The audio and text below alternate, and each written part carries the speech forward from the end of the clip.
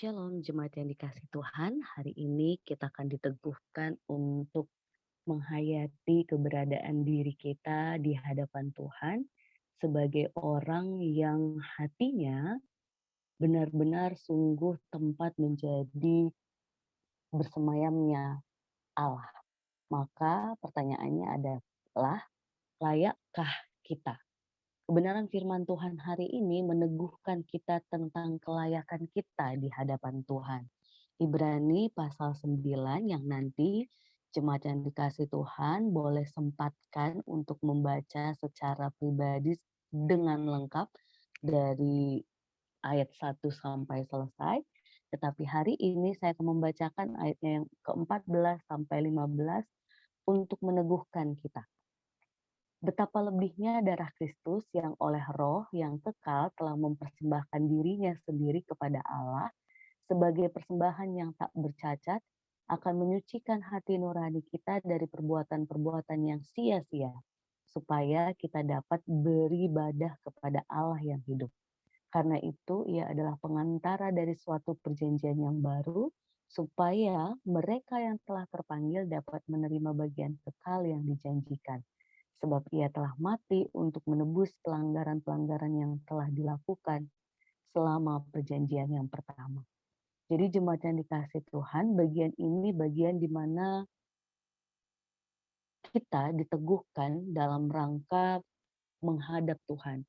Jadi kalau di konteks perjanjian lama, orang-orang tidak bisa leluasa untuk menghadap Tuhan. Ada korban sembelihan ataupun korban lembu, domba yang perlu dipersembahkan untuk menyucikan diri baru bisa bertemu ataupun dalam arti masuk ke dalam bait Allah, dan itu pun di dalamnya ada pembatasan-pembatasan yang kalau kita nanti baca pasal ini dengan lengkap kita akan tahu apa pembatasan-pembatasan yang diberlakukan pada konteks perjanjian lama.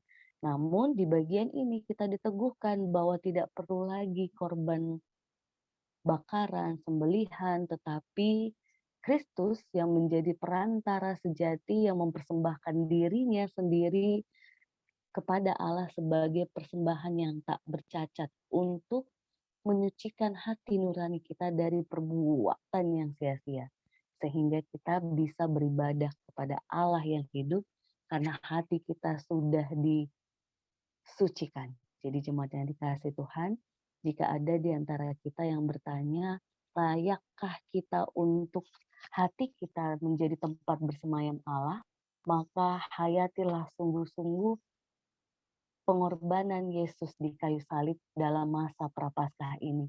Sehingga kita dengan menghayati pengorbanannya, kita pun terus-terus meneguhkan hati kita untuk terpusat pada Tuhan, untuk terus memohon Tuhan agar menyucikan hati kita dari perbuatan yang sia-sia, ukuran duniawi ini yang justru membuat kita jauh dari Tuhan.